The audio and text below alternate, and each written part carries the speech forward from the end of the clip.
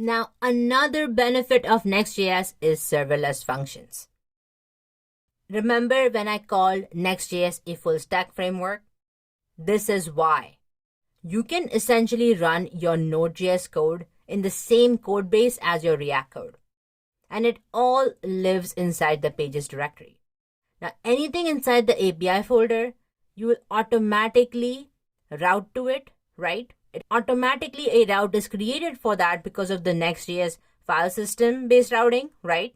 But also anything under the API folder also has a Node server configured already. And it all comes out of the box. What's really cool is that you can do all of this without any configuration, and your frontend can easily talk to your backend, that is the serverless function. So in an example here, hello is actually a serverless function. Now, what exactly is the advantage here?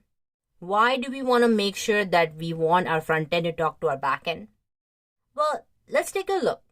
If you're trying to go ahead and call a Foursquare API or an Airtable API or any other API that has specific secret credentials that we don't want to share with anyone, right? You don't want to store those credentials on your client because any malicious user can go ahead and access it. But instead, you want to store those credentials on the server. That API key should be on the server that you should be hiding from your end users. And this is possible because of serverless functions. The front end can easily talk to your backend, and backend will be the place where you will call these specific APIs. But if you're wondering, wait, hold on a second, now that we know all the capabilities of serverless function, what exactly are they? What do we mean by serverless functions? Well, let's take a look at the diagram here.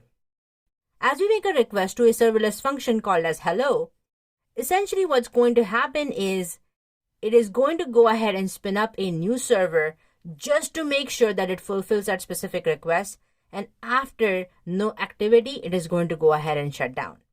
So the minute we call /API/hello, it is going to wake up the server, start a brand new Node server. It is going to execute the code inside the hello API and then go ahead and execute it successfully.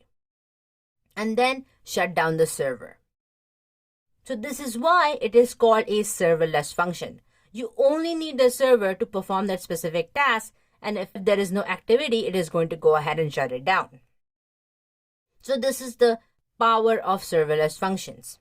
And all of this is already configured in Next.js. You don't need to do any additional setup for it. All we need to do is go ahead and create a new file under the API folder. Serverless functions are really powerful because you don't need to keep your server running all the time. And to learn more about serverless functions, because there is a lot, you have to check out the course and learn more about the serverless functions there. We will be using serverless functions throughout this course and diving into all the nitty-gritty details about serverless functions. And I'm really excited for that because they are definitely my favorite.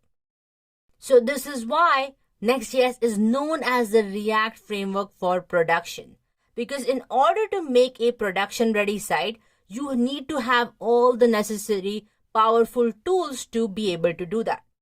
And we won't just have any site, we would have the best performance site out there, and thanks to Next.js, as we are able to go ahead and build front-end as well as back-end of your app in the same code base.